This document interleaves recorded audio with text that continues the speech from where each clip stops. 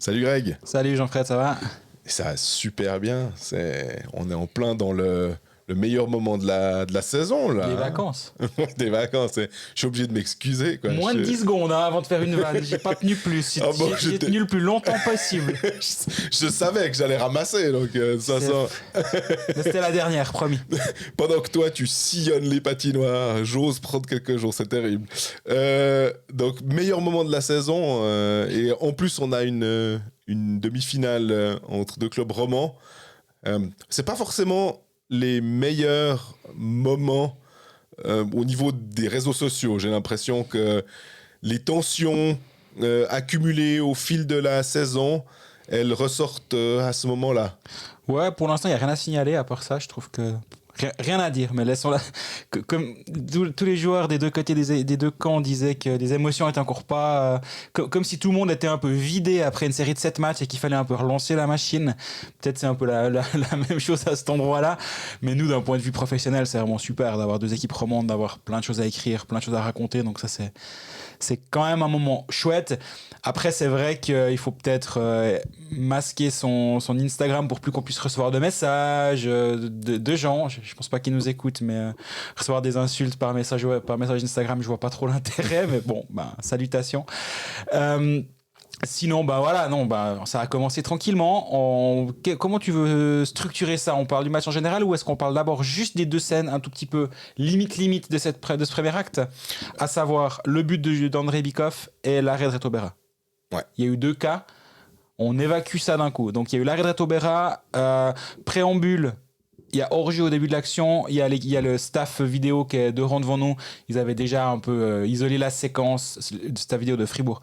Ils avaient déjà isolé la séquence et en gros c'était clair qu'il y avait hors-jeu en entrée de zone. Donc même si les arbitres avaient accordé ce but dans un second temps, il y aurait eu un coach challenge de Fribourg et il aurait été annulé, c'est sûr. Mais ça n'empêche pas qu'on peut quand même expliquer ce qui s'est passé.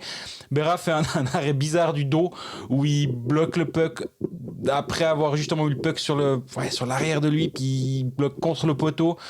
On sait pas où est le puck. Voilà, moi tu t'as dit tout ce que... La seule remarque pour moi c'était... Je vois pas le puck. Ouais. Oui, mais bon, la mitaine est dedans. Et je me rappelle, il me semble que c'était... Martin Gerber 2006 Turin. Alors... Il y avait ça. Pour moi, ça, c'est Est-ce que t'es pas moi, je me rappelle peut-être en 2002 à Salt Lake City, je vois le Canada, mais je vois Mario Lemieux, donc je me dis, il n'était pas en 2006, c'est pour ça. Et le puck, en fait, tu vois la mitaine depuis en haut, tu vois qu'elle est quand même bien dans le goal, et ça, je crois qu'il l'avait accordé en se disant, vu que la mitaine est dans le goal, c'est impossible que le puck soit ailleurs, en fait, qu'il n'ait pas franchi la ligne. Ouais, mais c'est un problème. Du coup, tu fais une spéculation, tu vois pas le puck. Et d'ailleurs, c'est ce qui était arrivé, sauf erreur, c'est sur Rick Nash, mais j'ai un tout petit doute, j'aurais dû me préparer avant de venir, mais sauf erreur. Et Gerber a la main, on voit que le puck, il doit être au fond de la cage, mais t'as la caméra en dessous du but et non, on sait pas. Et là, c'est exactement ce qui s'est passé, c'est qu'on... Et là, on peut même pas supposer qu'il est dedans, on sait pas. Ouais. Quoi qu'il arrive, on sait pas. Bon, de toute façon, il y aurait eu hors-jeu, donc ça, c'est pas un truc trop important.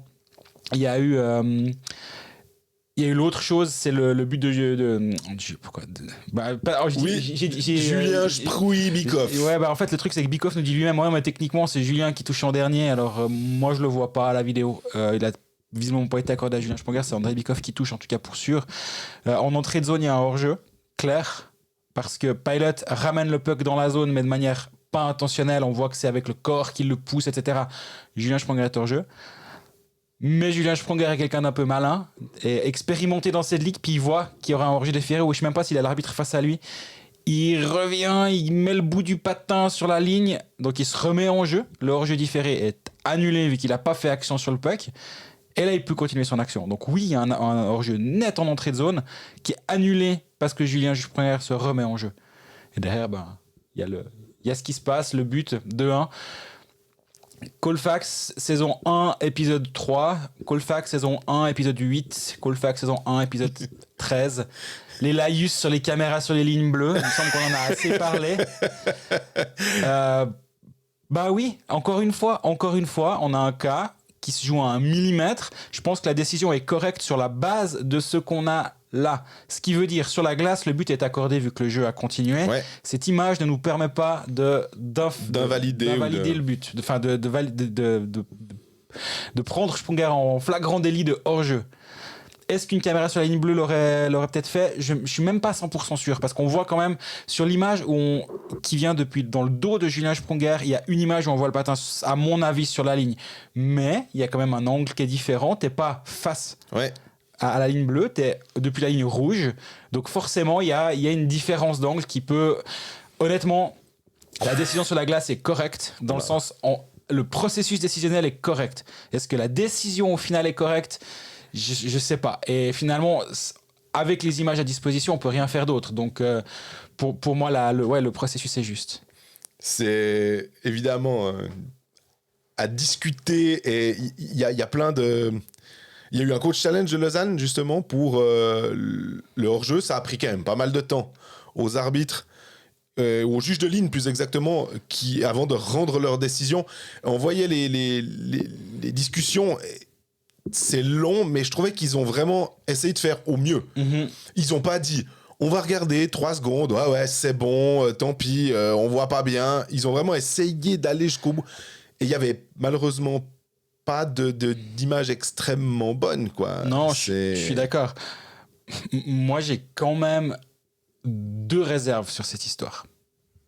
Une, c'est que derrière, on donne 2 minutes de pénalité à Lausanne, qui n'a eu certes aucune conséquence, mais qui aurait pu en avoir. Oui. Parce qu'il y a le 2-1, ok, mais dans la foulée, il peut y avoir le 3-1 à la 47e, puis le match est plus ou moins plié.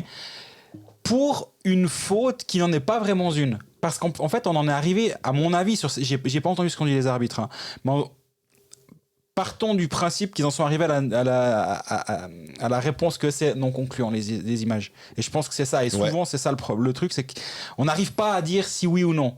Ce qui veut dire que le coach challenge lausannois n'était pas forcément une perte de temps, on va dire, mais légitime, vu qu'aucune image n'a prouvé qu'ils ont eu tort. Mais moi, je trouve que dans un cas comme ça, on devrait dire pas de 2 minutes, ouais. Pas 2 minutes de pénalité. On n'a pas non plus la preuve que vous vous êtes trompé. On n'a pas la preuve que vous avez raison, mais on n'a pas la preuve que vous êtes trompé. Donc, on ne vous pénalise pas. On accorde le goal, mais je trouve qu'il devrait y avoir cette nuance dans le règlement. Est-ce que tu penses que c'est facile d'avoir un règlement bon, dans ce cas-là, oui. Bon, dans ce cas-là, non. Bon, dans ce cas-là, oui. Conclusive, non conclusive. Enfin, en fait, pour moi, c'est binaire. Ouais. Les arbitres sont là, arrivent et disent image non concluante. Bon, vu que c'est ça l'issue du coach challenge face à la vidéo, c'est image non concluante, pas de pénalité. Alors, ça me semble clair. Ce que j'aime bien en Amérique du Nord, des fois, c'est que quand ils doivent annoncer quelque chose, ils viennent, ils allument leur micro et ils parlent à toute la patinoire. Et à la rigueur, ce qui pourrait être assez intéressant dans ces cas-là, c'est de faire nous avons regardé les images. Attends, je te le fais dans une patinoire suisse. Ouais. Ça donnerait un truc comme ça dans une patinoire sur 2. Donc j'adore l'idée, mais j'y crois pas une seule seconde. Ouais. Le son est dégueulasse dans une patinoire sur 2. Donc oui. Après il y a encore un problème de langue. On dira, après si tu arrives avec un arbitre suédois qui parle en anglais, mais oui. Mais après, au pire, on s'en fiche. Même s'il parle en suisse-allemand et qu'il vient dire le truc, puis qu'il fait... À la fin, il fait no goal, no pénalité ou un truc comme ça. Puis tu te dis, bon, ok, il a fait son truc. Puis les gens, au moins, peuvent avoir compris quelque chose. Parce que le pire dans tous ces cas-là, c'est ce sentiment. Alors, déjà, il y a le sentiment de potentielle injustice et le sentiment de. Oui, mais on comprend pas. D'opacité. Ouais, exactement. C'est exactement la même chose avec les on le voit assez avec le juge unique et le PSO qui te met. Un coup 2, un coup 3, un coup 5, un coup 1, puis les gens essayent de se dire « Ah, mais tiens, c'est une charge à la tête aussi ». Puis il y a oui et il y a non. Alors là, ils comprennent plus rien. Bah, c'est un peu le cas là. Tandis que là, s'il y a quelqu'un... En fait, on est obligé d'attendre un article de toi pour dire « Oui, mais si jamais il y avait hors-jeu sur la séquence ». Alors que s'ils avaient pu dire « Mais ne vous inquiétez pas, il y avait hors-jeu sur la séquence », un truc pour expliquer, bah, sinon les gens... Ouais, ça crée plus de tension encore qu'il y en a déjà. Je sais plus si j'ai déjà fait la théorie dans cet épisode ou si je l'ai faite à des gens dans les patinoires, donc vous m'excusez si je me répète. En même temps, tout le monde n'écoute pas tous les épisodes, non. Au pire. Mais moi, il y a l'autre point, et je tiens cette théorie et je l'ai trouvée très intéressante d'un podcast de basket que j'ai écouté où justement il se plaignait des vidéos à rallonge. Tu sais, c'est 3 visionnages en temps réel. Et si à la fin de 3 visionnages à vitesse réelle, on voit pas. On n'a pas de décision.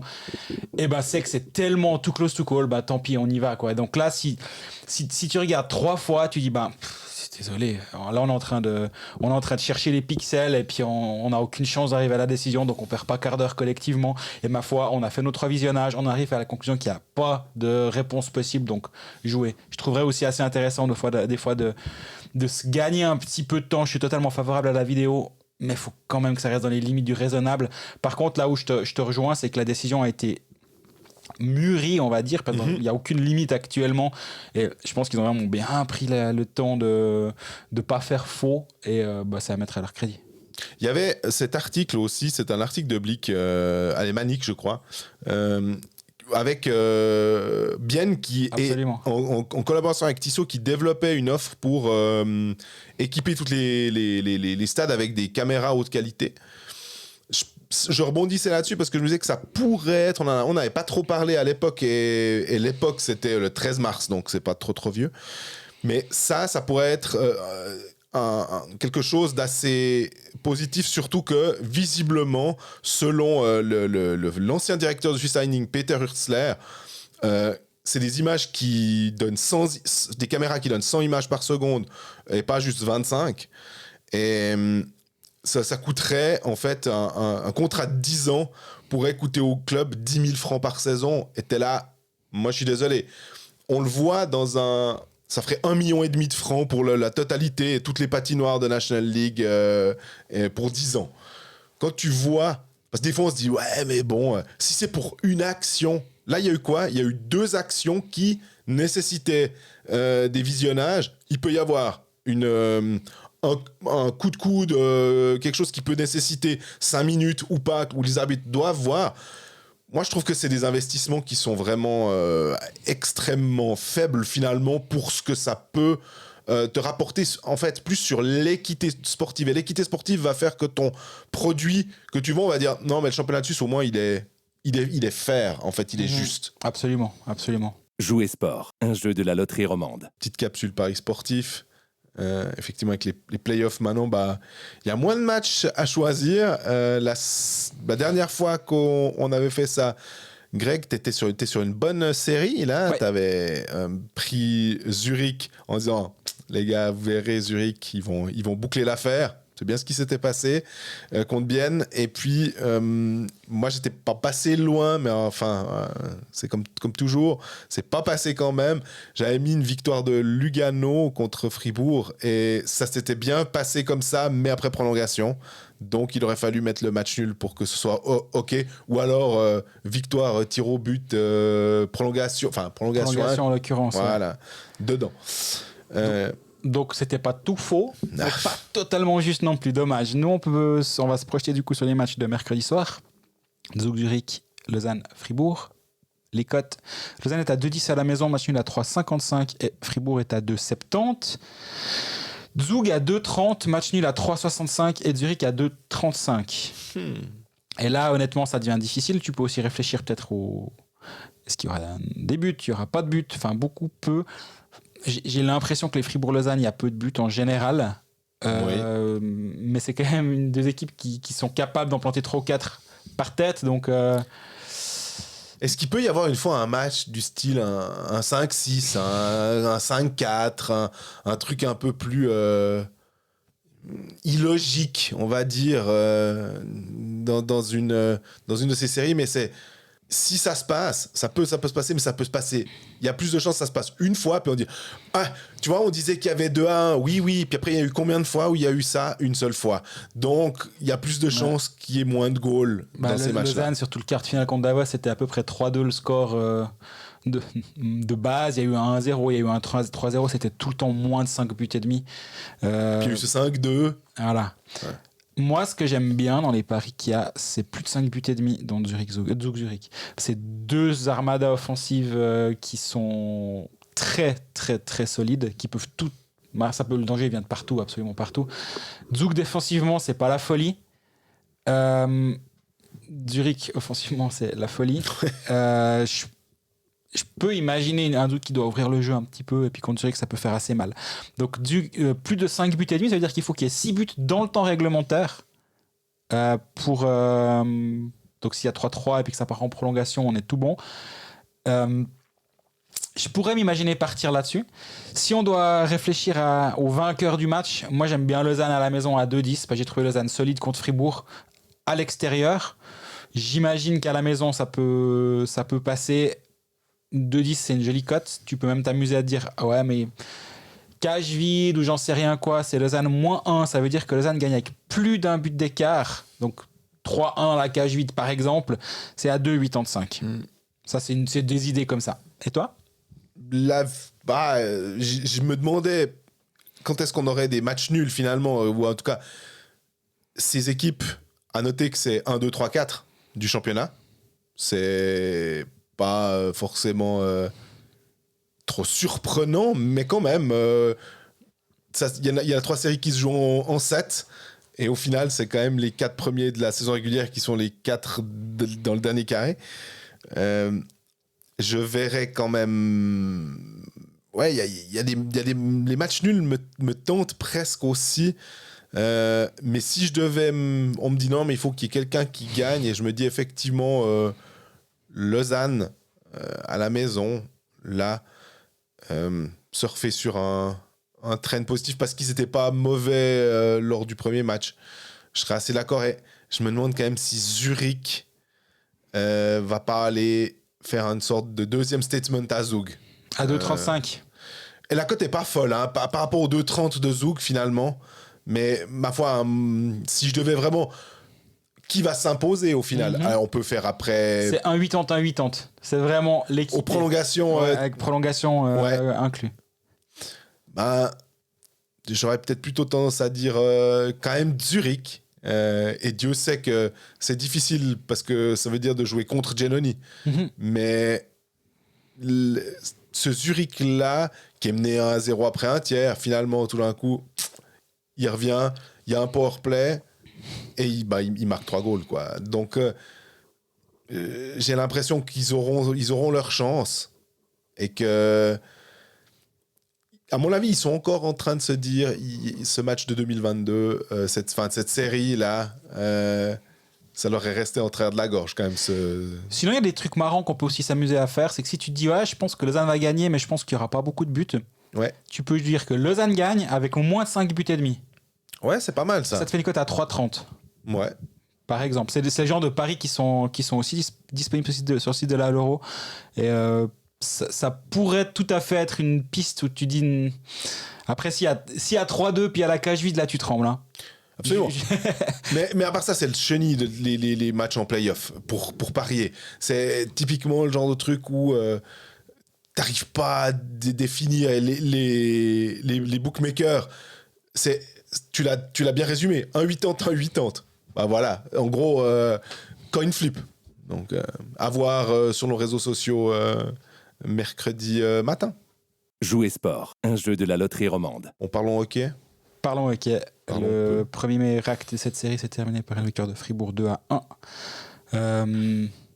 Un match... Un match serré, c'est surprenant. Un match où Lausanne a plutôt fait le jeu à 5 contre 5. A été plus solide à 5 contre 5, j'ai trouvé.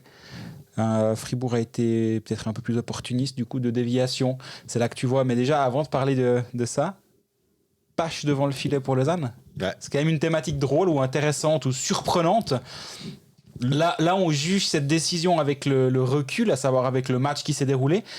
T'en penses quoi au moment où tu vois la feuille de match? Je me dis, est-ce qu'il y a un problème avec Connor Hughes? Après, je vois qu'il est sur le banc comme remplaçant. Je me dis non. Alors, ça doit visiblement pas être ça. On parle de Connor Hughes qui sort d'un blanchissage à 31 arrêts contre Davos en match 7. D'ailleurs, il t'avait dit... je crois que tu l'interviews après le match aussi. Je trouve ça hyper intéressant. Il disait, non, mais je sentais que tout allait bien. In my bones, m'a-t-il dit. Ok, mais... Après, là aussi, c'est toujours facile parce que tu reviens après le match, forcément, en connaissant le résultat. Mais je me dis, s'ils doivent une fois lancer Pache aussi, et puis qu'il veut se le faire une Ludovic Weber comme Zurich, pourquoi pas maintenant? Effectivement. En se disant, est-ce que Connor Hughes de jouer contre Fribourg, de jouer contre son ancien mentor Berra. Est-ce qu'il pourrait y avoir une petite pression supplémentaire qu'on essaye d'enlever? T'as 2 bons gardiens, finalement. C'est couillu, et finalement, la décision, elle était bonne. Hein. Je pense pas que... Est-ce que Connor Hughes aurait fait beaucoup mieux que Kevin Page sur ce match? J'ai pas l'impression que c'est Kevin Page qui coûte le match aux Lausannois. Non, vraiment pas. Il fait un très joli match. Au moment où je vois la décision, enfin, je vois la feuille de match, je me dis, ok, marrant. Et il y a 2 lectures potentielles, à mon avis.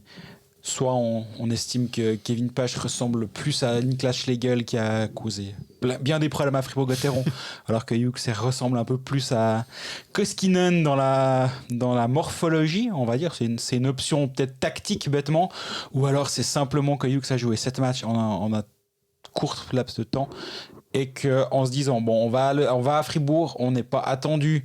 À Fribourg, si tu gagnes le match, c'est jamais négatif, disons. Absolument. Mais est-ce que sur le long terme, en pensant à cette série, à long terme, on n'a pas meilleur temps d'avoir un Connor Hughes qui a eu peut-être un tout petit peu plus de repos, justement un peu le même nombre de jours de repos qu'a eu Reto Berra finalement avant cette demi-finale, en lui donnant un soir off, mais par contre mercredi on le remet sur la glace.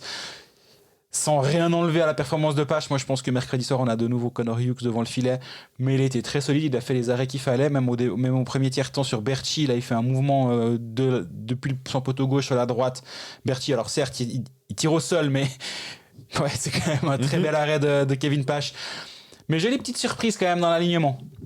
Absolument. Autre surprise dans l'alignement lausannois, c'était l'absence de Suomela. Surprise oui et non, parce que pour quiconque a vu la pétée qu'il a ramassée samedi soir avec Sven Jung qui a tout ramassé, on va être clair, ça aurait été surprenant qu'il soit sur la glace, disons. Ouais. Il était touché à la tête. On voit sur les photos au moment où il est sur la glace qu'il a en dessous de l'œil, il a du sang, il a une trace de sang.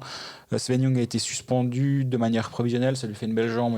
Je pense qu'en septembre, il pourra prendre quelques soirées barbecue en plus que les copains, parce qu'à mon avis, il aura un peu de temps au début septembre. Très très vilaine charge de Sven Jung. Je sais pas. J'ai entendu des gens qui me parlaient justement à la pause du match, j'étais présent. C'est prémédité. Moi, j'ai toujours un peu de peine avec cette notion. Je pense qu'un joueur peut faire un coup de pute, appelons ça comme ça, sans que ce soit prémédité. Et si c'est prémédité, t'envoies pas un de tes défenseurs, on va dire, robuste, solide et qui va jouer une vingtaine de minutes. Voilà. Quand t'as déjà une défense qui est sacrément affaiblie, t'envoies ton Jordan Gayler, t'envoies Tim Linder, etc. Mais ça, c'est une notion dans laquelle je rentre pas trop, le coup de la préméditation. Et surtout là, alors oui, t'enlèves, si on fait une analogie avec les échecs, t'enlèves la reine adverse, mais tu vas pas avec ta tour, quoi, ou tu vas pas avec ton cavalier, tu vas avec un pion. Là, ils ont pas envoyé un pion. Et l'échange est certes, si j'ose parler d'échange, à l'avantage de Davos, mais j'arrive pas une seconde à imaginer que dans le plan de match il y a alors on va péter la gueule à un joueur en face. Pour moi ça rentre, et peut-être que je suis naïf, peut-être que j'ai tort, mais j'arrive pas à vivre dans ce monde là, je dois t'avouer.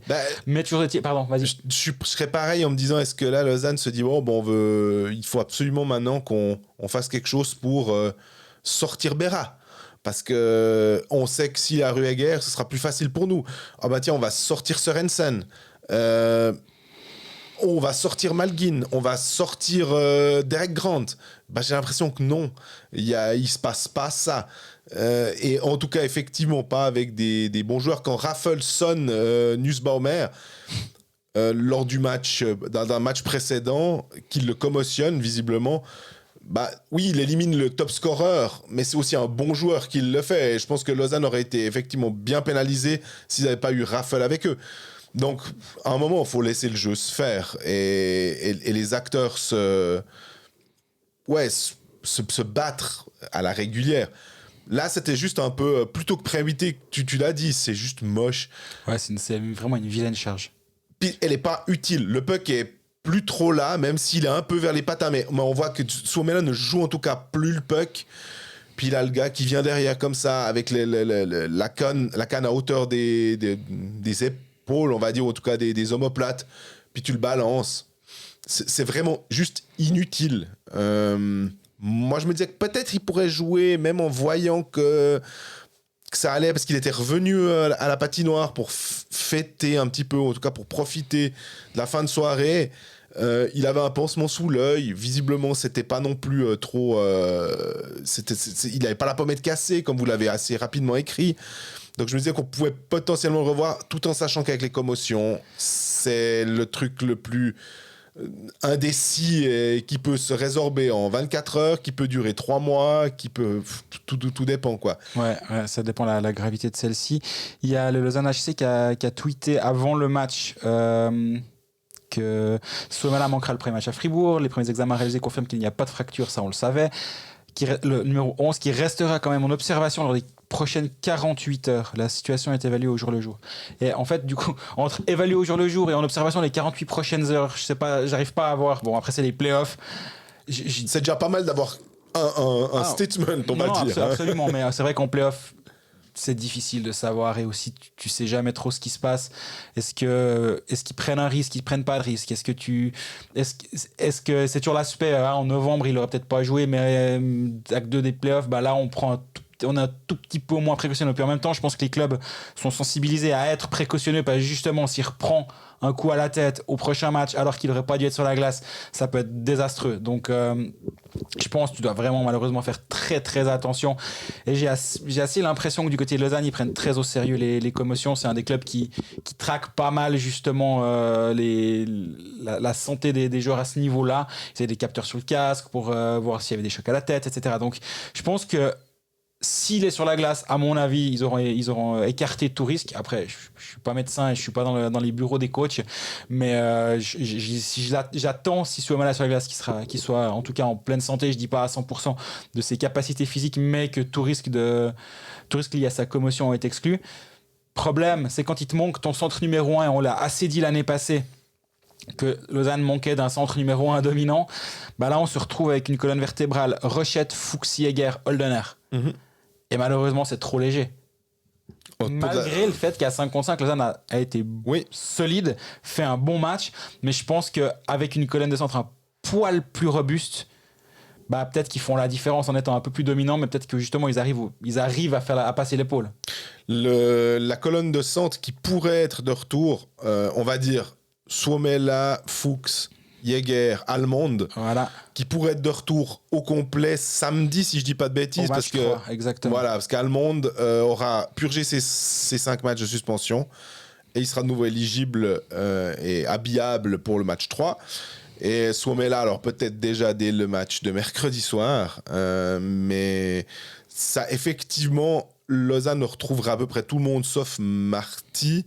Toujours Bougro, mais Bougro, c'était plus le remplaçant d'Allemande qui venait. Mais effectivement, c'est là que tu vois que finalement, même quand tu as un peu de profondeur, la profondeur de centre, c'est chaud. Hein. C'est pas... ça se trouve pas, en fait, sur les... dans le cul d'une vache, pour reprendre une expression de Kaamelott, quoi. Tu peux pas avoir un gars qui te gagne les engagements, parce que le centre, oui, l'aspect défensif, mais il y a quand même 2-3 choses que Allemande fait pas mal. Il y a 2-3 choses que Suomela fait pas mal. Surtout qu'en plus, il sortait d'un match à 3 goals contre Davos. Et après 12, c'était à la 12e minute du match 7 qui se fait sortir par Young à peu près. Donc, il a même pas eu le temps de jouer ce match-là. Donc, finalement, il a manqué presque 2 matchs. Oui. Et on a presque l'impression que ce triplé, il est lointain. Ouh là là, c'était il y a un bon moment qu'il y a eu ce truc. Et en l'occurrence, c'est vrai que ça fait bientôt une semaine. Tu parlais des engagements, justement, et c'est là où on a peut-être vu une grosse différence. Je sais que c'est le point engagement, c'est le tien, mais je me permets de le prendre. On a Wallmark 6 remportés sur 7, Berchi 8 remportés sur 11, Delarose 4 remportés sur 6. Et en face, tu as Rochette 4 sur 18. Il a 29% aux engagements. Et c'est peut-être pas un hasard s'il a joué beaucoup sur l'aile cette saison avec Suomela au centre, parce qu'on sait que jouer au centre, c'est une position qui prend du temps pour se développer. Et Dieu sait si on va pas lui jeter la pierre, parce que je pense qu'il fait pas un mauvais match contre Fribourg. Mais à cet endroit-là où tu as besoin justement peut-être d'un peu plus d'expérience. Il met Raffle de temps en temps pour aller récupérer 2-3 engagements. Exactement. Mais la ligne de centre de Fribourg, c'est Wallmark, Delarose, Walzer, Schmidt. Et je pense que ces 4-là, c'est largement plus solide, même si et c'est aussi plus robuste, je dirais. Oui. Là où tu as Fuchs, Rochette, Holdener, Jäger, ça va encore, mais les 3 autres sont un petit peu moins solides. Donc en l'état, Fribourg a un gros avantage ici, mais ça s'est pas concrétisé sur la glace et dans les actions de jeu. Et pour moi, une des raisons principales, est-ce que c'est l'œuf ou la poule, etc. On sait jamais. Mais est-ce que c'est le pressing de Lausanne qui a embêté Fribourg comme pas permis, et donc la relance fribourgeoise a été désastreuse toute la soirée, et donc Lausanne a pu en profiter parce que sur le nombre d'actions consécutives au forechecking, Lausanne est largement devant Fribourg. Ouais. Ou alors c'est juste Fribourg qui a eu un mauvais puck management derrière. Du côté de Fribourg, on disait plutôt ça, c'est puck management vraiment pas bon, on doit être meilleur à la relance. Oui, mais si vous avez été aussi mauvais à la relance, c'est peut-être pas un hasard en fait. Et est-ce que Lausanne est capable de jouer un jeu qui coûte beaucoup d'énergie, d'aller harceler sans cesse les porteurs de puck avec ton forechecking?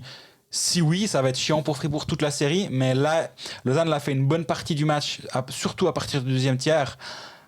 Mais à la fin, on a vu que dès le milieu du troisième, ils n'avaient plus vraiment les jambes, et dès que Fribourg a marqué son 2-1, bah là, Fribourg a eu le beau rôle d'attendre un peu plus, de marquer le bus, et Fribourg, quand ils défendent bien, sont solides autour de Reto Berra, bah ça devient difficile pour Lausanne. Je pense que c'est énergivore la façon de jouer du LHC, mais contre Davos, ça a passé parce qu'ils ont usé Davos sur toute la série.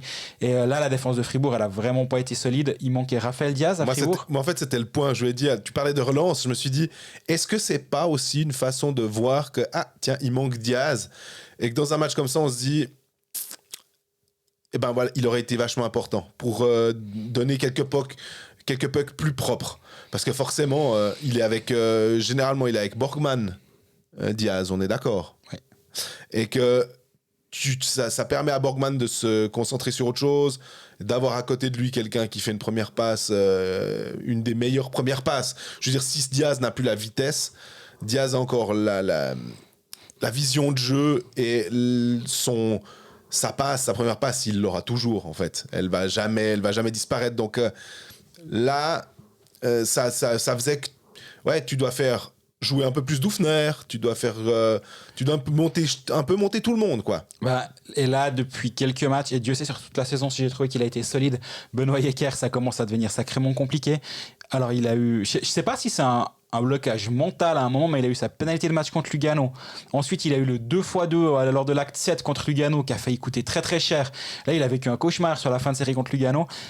Et là, ce premier match, le nombre de pucks galvaudés à la relance, le nombre de pertes de pucks, et là, encore une fois, c'est lié au forechecking lausannois qui a fonctionné, mais magnifiquement.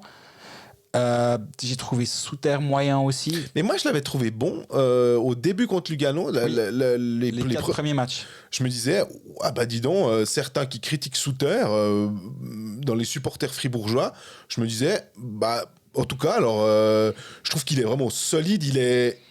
Il est le Souter qu'on attend ce qu'on attend de lui. C'était ce qu'il produisait sur la glace. Solide, pas à laisser trop d'espace. Je pense vraiment dur sur l'homme. Et c'était bien. Maintenant, si même avec, tu vois, un Souter tu dis les 4 premiers matchs, sous-entendu les 3 derniers, c'est plus compliqué. Ce match de demi-finale, c'est plus compliqué. Mais le Fribourg n'encaisse quand même qu'un seul goal, et c'est pas que parce qu'il y a Reto Berra. Bien sûr que c'était une bonne partie, mais Fribourg, toute la saison, s'ils ont fini deuxième, on a aussi loué la tactique défensive, et c'est pas nouveau. J'ai l'impression que sous Christian Dubé, ça fait quand même un moment que, oui, Reto Berra, mais quand il y avait eu Connor Hughes à la place, il avait été bon. Des fois, quand il y a Rueger, ils arrivent bien. C'est peut-être un tout petit peu moins sûr qu'avec Berra, mais c'est logique. Mais qu'en tout cas, il y avait jamais des immenses trouées de la part de Fribourg, parce qu'ils ont un système. Les 5 joueurs sur la glace savent exactement ce qu'ils doivent faire. Oui, absolument. Je pense que la qualité des chances accordées aux adversaires est moindre avec le système défensif de Fribourg. Ça, c'est une évidence. Malgré tout, sans Raphaël Diaz derrière, il manque quand même une pièce importante. Ça te force quand même à Gunderson à jouer 25 minutes. Gunderson qui a bientôt 40 ans, il a 39 ans, ou il va se faire 39. Mais il est de nouveau, et on le disait quand ils l'ont prolongé d'une année, que c'était totalement mérité parce que c'est un joueur qui c'est le pro par excellence. Ouais, c'est ça. Il tient ses 25 minutes, il est solide.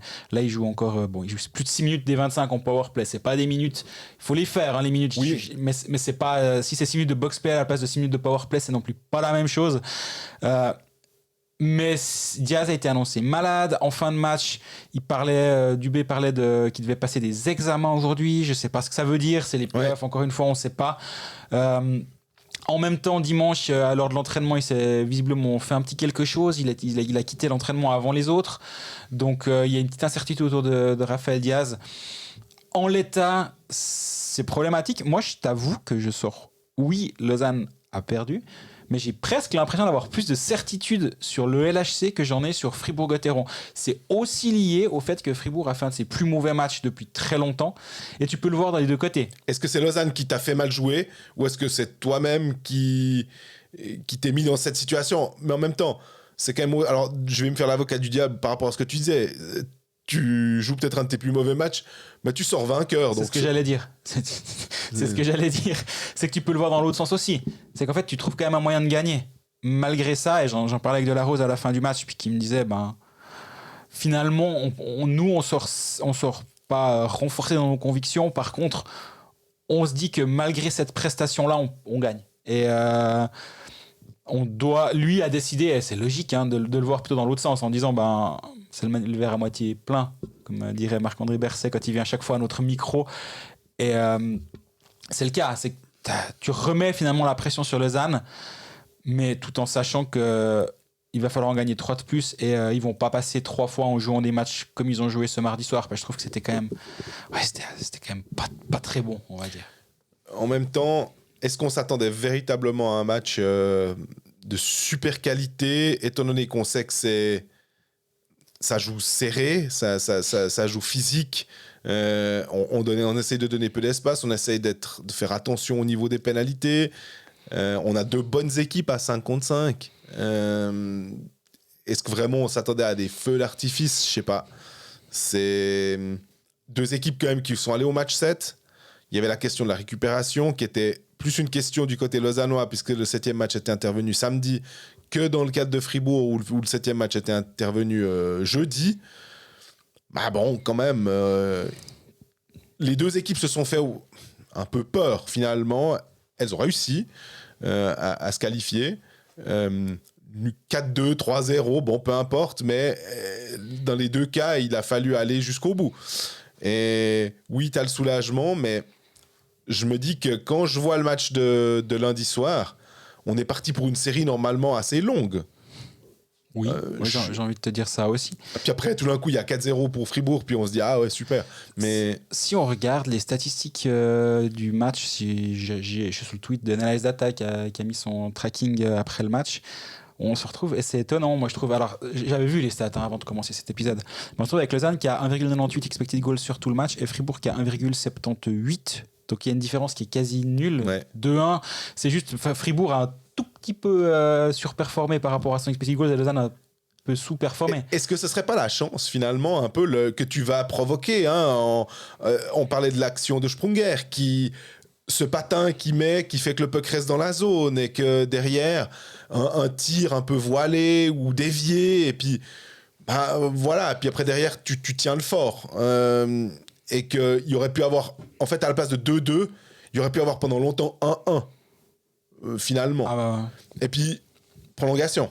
Donc, Ce que j'ai bien aimé par contre dans le jeu fribourgeois, on a pas mal parlé des aspects un peu négatifs, mais ils ont aussi fait des bonnes choses durant cette rencontre. Déjà il y a eu l'excellent match de Reto Berra, mais ça c'est même presque plus c'est plus vraiment une nouvelle.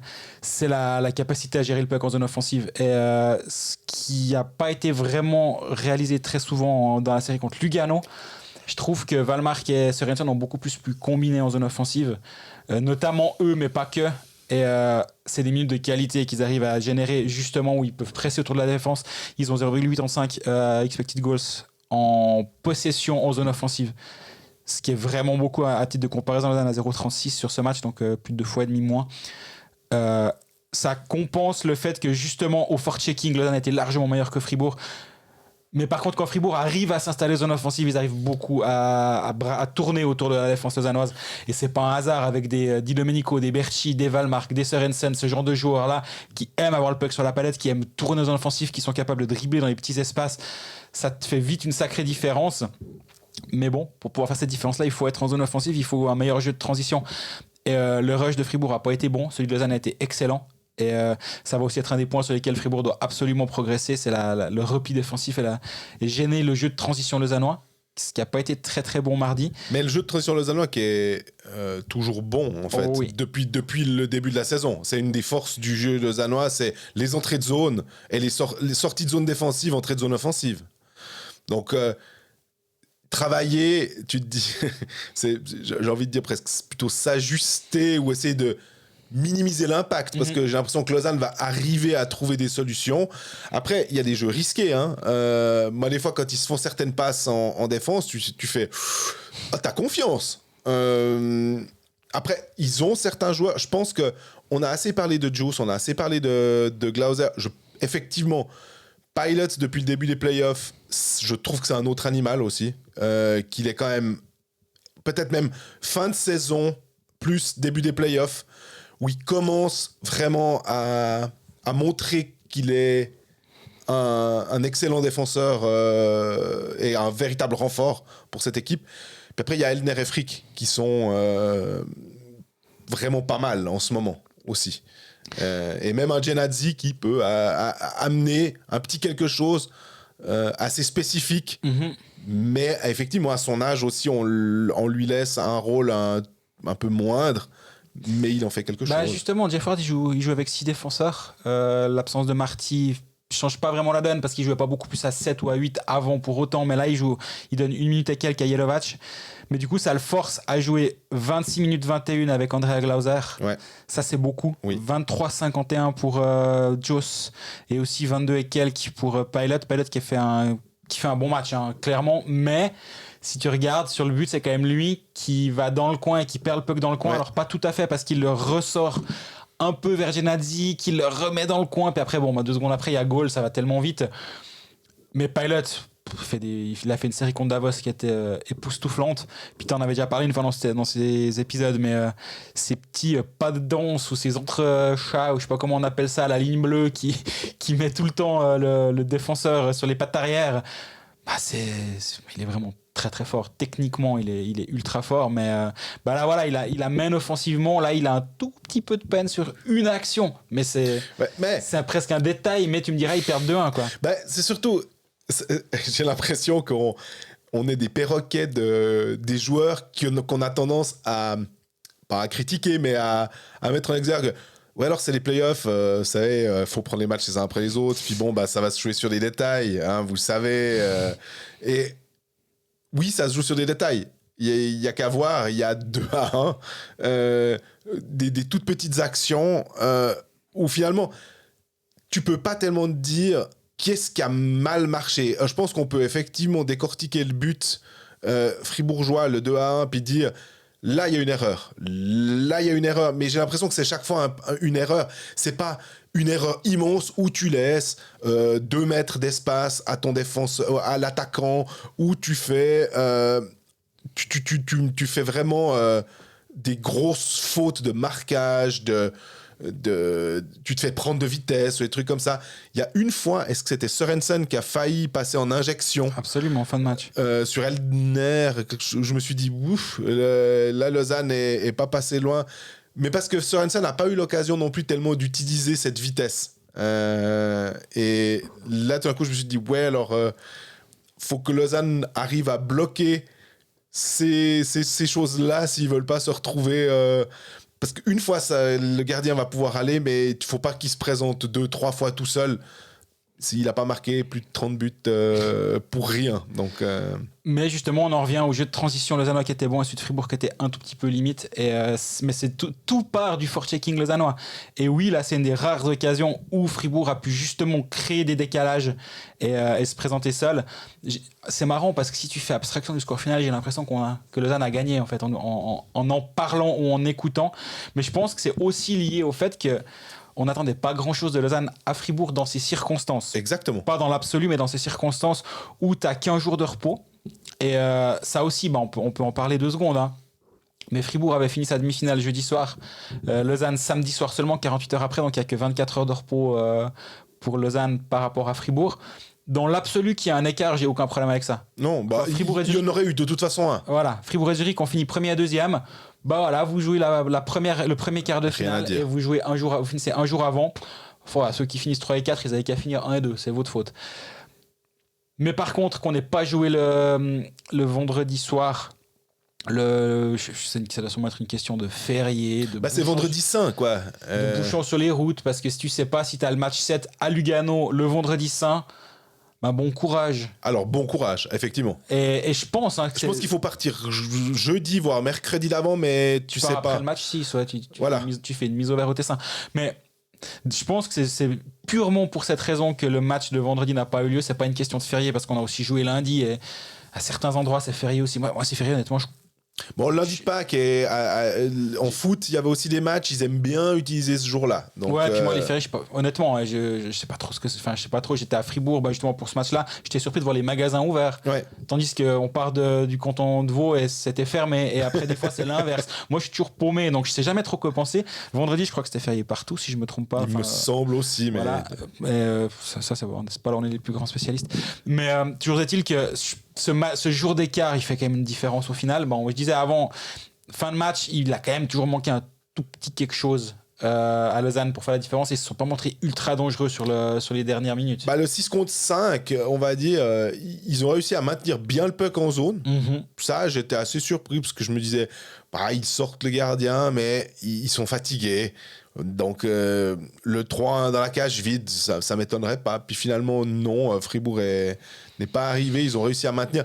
Puis surtout, je me disais, les engagements étaient pas extraordinaires du côté lausannois. Tu vas engager en zone de défense fribourgeoise. Si tu veux être à 6 contre 5 puis que ça vaille quelque chose, t'as intérêt à avoir le puck, quoi. Parce que sinon, c'est là, justement, y a pas, on en a déjà parlé dans ces épisodes, il n'y a pas une corrélation immense entre l'équipe qui gagne le nombre d'engagements et l'équipe qui gagne les matchs. C'est pas hyper corrélé. Par contre, l'équipe qui gagne l'engagement dans la dernière minute, si elle mène au score, là, je pense qu'il y a une plus grande corrélation quand même entre le résultat qui va avoir lieu quelques secondes plus tard. Là, il y a eu 2 engagements en zone offensive pour Lausanne. Ils ont pu en faire quelque chose une des 2 fois. Ça débouche sur un tir de sur Berra. Il lâche pas un rebond. Là, contre Lugano, en fin de match, il avait été excellent aussi. Contre Lausanne, c'est pas Lugano, il y a eu un save hallucinant, on n'a pas parlé vu qu'on n'a pas refait d'épisode depuis, mais il y a eu un save hallucinant sur Carr où il fait encore un peu le malin après. Moi, j'ai jamais vu Berra autant expressif que lors de ce match contre Lugano. Je sais pas s'il avait il était dans une soirée spéciale, j'imagine, mais là il a pas d'arrêt incroyable. Bon, son save sur Rochette, finalement, où il va le chercher dans le dos, c'est quand même... Ouais, mais celui-là, je le mets de côté parce qu'il n'aurait pas compté. Ouais. Mais dans le sens, je dis en fin de match, moi, sur les dernières minutes, quand Lausanne pousse, il n'a pas d'immense arrêt à faire. Par contre, il les fait tous. Et surtout, il donne aucun rebond. Ou quand il lâche une fois un rebond devant lui, et puis il a été prompt à se jeter sur le puck quand même. Mais voilà, quand tu payes Reto Berra ce que tu le payes, je sais pas, c'est pas moi qui verse son salaire, donc je connais des combien, mais je pense 200-300 centaines de milliers de francs quand même, hein, voire beaucoup plus. Tu sais pourquoi. Et c'est maintenant que tu vois pourquoi c'est le money time pour lui, et c'est maintenant qu'il doit justifier son salaire annuel. Et il le fait clairement contre Lugano lors du match 7, contre Lausanne lors du match 1. Ça te fait la différence. Justement, on parlait de quasi un expected goals similaire de part et d'autre. Bien des 2 gardiens qui en ont pris un de moins. On a une question aussi de Greg Retorna qui nous la pose sur les réseaux sociaux. Salut les gars, vous pensez quoi de ces power breaks ? Je comprends qu'on puisse vouloir ça pour des raisons marketing, bien entendu d'argent, mais parfois ils sont juste mis après un dégagement interdit, voire même juste avant un power play qui permet de reposer tes meilleurs éléments. Je suis supporter fribourgeois, mais j'ai vraiment eu l'impression que ça nous a avantagé même hier soir. Et ça, c'était à l'époque du match 7 contre Lugano. J'ai juste l'impression aussi que les power breaks étaient des fois un peu placés de manière incongrue, au doigt mouillé, quoi. Effectivement, j'ai pas noté de avant un power play, mais s'il l'a écrit, je lui fais à 100% confiance. Déjà, le power break je suis pas ultra favorable à ça, mais bon, il faut vivre avec son époque. On veut pas non plus faire les vieux cons systématiquement. Donc, j'entends. Ma foi, c'est un moyen de gagner de l'argent. Ouais. Le hockey, les droits du hockey coûtent cher. C'est un moyen aussi de peut-être de rogner un peu sur le coût des droits parce qu'on met des pubs supplémentaires. Enfin, Ça permet d'aller faire pipi pour ceux qui sont à la maison. voilà, ceux qui sont à la patinoire, ils peuvent pas en dire autant. Mais surtout à Fribourg, les places de presse, tu dois faire lever 36 personnes avant d'avoir une chance de pouvoir toi te lever. J'exagère évidemment, c'est pas 36, c'est seulement 28. Non, ça va, j'avais que 2 personnes, mais ça reste bizarre. Mais donc à la patinoire, tu peux pas, mais oui, devant la télé, ça aide. Je comprends complètement le concept des power breaks. De le mettre à des moments... Justement, je pense que contre Lugano, il y a 2 fois où Fribourg, en revenant du power break, a eu à chaque fois un moment fort, un temps fort durant les matchs. C'était lors du match 7 justement. Et là, tu dis clairement, ça offre aux équipes qui ont peut-être un peu moins de profondeur. Je dis pas que c'est le cas de Fribourg dans l'absolu, mais ça offre quand même un peu de moyens de dire bon, attends, on a fait 1, 2, 3 power break, c'était notre 4e ligne qui devait aller. Ouais, alors on va repartir avec notre 1 plutôt que notre 4 parce qu'il y a eu, entre guillemets, presque un shift de plus avec ces 45 secondes de power break. C'est comme si la 4 était rentrée pour son shift et ressortie. Et là, tu peux repartir avec ta 1. Donc, tout en ayant pu, en plus, faire un ajustement tactique si nécessaire, c'est un petit temps mort. Ouais.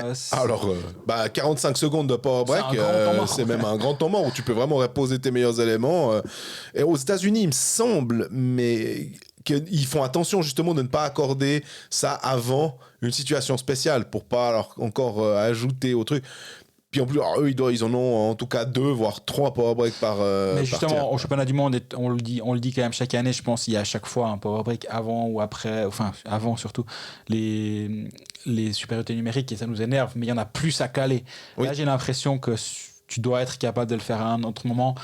Mais oui, c'est un outil supplémentaire, on va dire, dans la boîte à outils des coachs, de dire, on a ça à un moment pour faire un petit ajustement, pour peut-être quelle ligne on va mettre à ce moment-là, puis on peut renvoyer là. Si tu es à domicile, tu peux encore plus t'ajuster sur l'équipe adverse qui va être... Enfin, je pense qu'il y a pas mal de petits avantages. Est-ce que c'est super? Est-ce que ça va avec l'essence du jeu? Je suis pas totalement persuadé. Mais est-ce que c'est dans l'air du temps? Est-ce que c'est finalement logique qu'il y ait ces 45 secondes et qu'il y ait une coupure pub sur une demi-heure de télévision finalement? Ouais. Malheureusement, je crois qu'on peut pas se battre à la contre. Là, c'est se battre contre les moulins. Donc, autant l'accepter et puis se dire que c'est 45 secondes pour regarder une stat, pour remonter son fil Twitter. On trouve toujours de quoi faire pendant 45 secondes.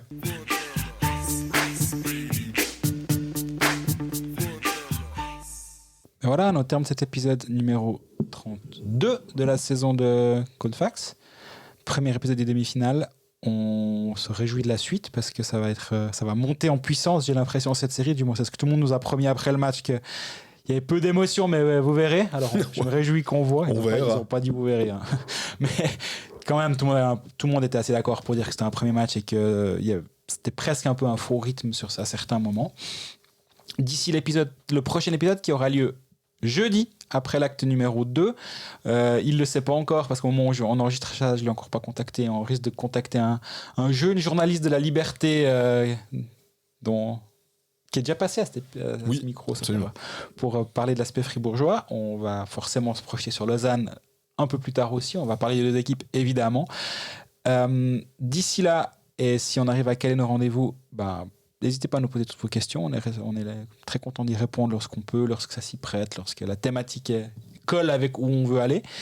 Et n'hésitez pas à venir nous dire bonjour dans les patinoires. C'est toujours un plaisir de répondre à vos questions, sollicitations et à vos remerciements quand il y en a ou à vos remarques, parce qu'il y en a aussi et ça fait toujours très plaisir. Est-ce que tu seras là mercredi? La question ne se pose même pas. Pour moi, elle ne se pose pas, mais pour d'autres à ce micro, on a le droit de se poser. Alors, est-ce qu'il y a un expected Jean-Fred mercredi? Absolument, mercredi c'est bon. Après samedi, le truc à la base, je devais aller à la finale de la Coupe de Suisse de basket à Fribourg, qui se joue à 18h, avec le match à 20h. Alors oui, on est l'un à côté de l'autre, mais le problème c'est que tu peux peut-être pas faire des interviews de joueurs à la fin. Donc, il faut que je vois si finalement je me déplace de la salle Saint-Léonard à la patinoire Saint-Léonard. Et que finalement je n'irai pas au basket et que je laisse ça à quelqu'un d'autre pour pouvoir me concentrer sur le hockey. Quelle vie. Mais on aime bien. Très bien. D'ici jeudi, portez-vous bien. Bon match pour ceux qui y seront. Bon match pour ceux qui sont à la télé aussi. À bientôt.